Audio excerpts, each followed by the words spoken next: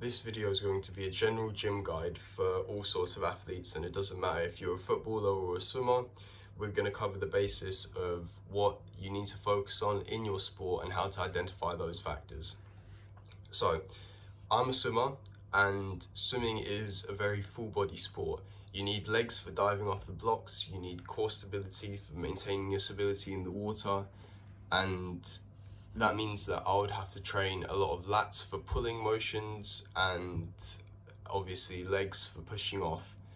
If you're a footballer, let's say, you're obviously using your legs a lot more than your arms, so the majority of your training focus should go into those muscle groups. So if you want, you can just go on Google and type in the muscular demands for your sport. This will make it really easy. It would literally just show you the muscles in demand, and then you can go training them. Just use a bit of logic.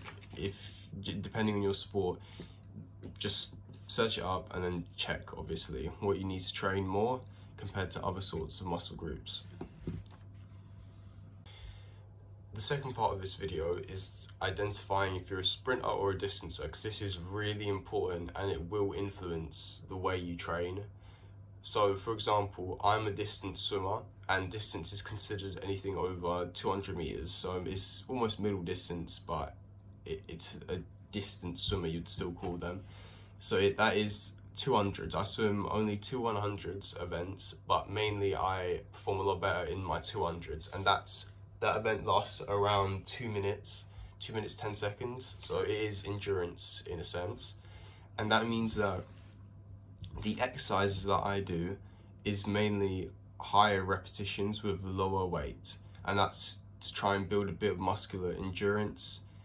Obviously you can go one better than this and do isotonic exercises where you hold the positions, and this is something like a plank where you can hold it for, let's say, 2-3 minutes instead of doing a bicep curl that lasts around 30 seconds and also trains your muscle concentrically, which leads to muscle hypertrophy, which is something you may not want if you're a distance athlete, because gaining muscle isn't always beneficial for someone who, let's say, runs a marathon. If you look at any marathon runner, then you'll notice that they're quite skinny, and that's to reduce fatigue build-up, because when you have a lot of muscle, it obviously tires you out. One other thing I want to mention is that gym should be a supplement and something that doesn't take over your actual sport.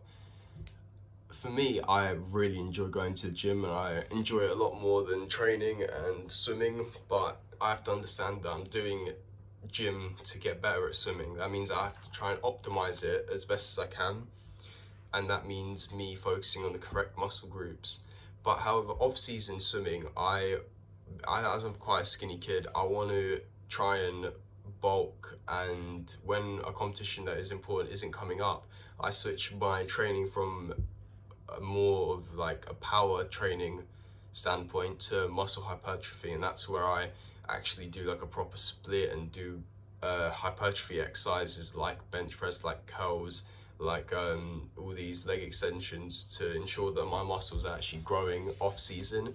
And then when I cut back off gym and I go less sessions, I focus on power, so maintaining my power and increasing it, because you don't have to train as much power work. You can do a lot more low rep exercises and get away with increasing strength rather than trying to do the opposite for muscle hypertrophy.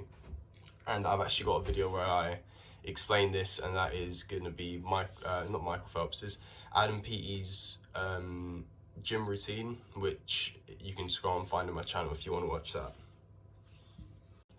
When I get back into the gym again, I'll try and record more and show you more of what I do, just to give you a clear basis on what to go off and what kind of training you should be partaking in. If you're anything similar to me, you don't especially have to be a swimmer, but if you're a long distance athlete, or just, I don't know, even someone like a boxer who just needs cardiovascular endurance and general full body strength, hopefully you'll be able to see what I do soon. Thank you for watching, and I'll see you in the next one.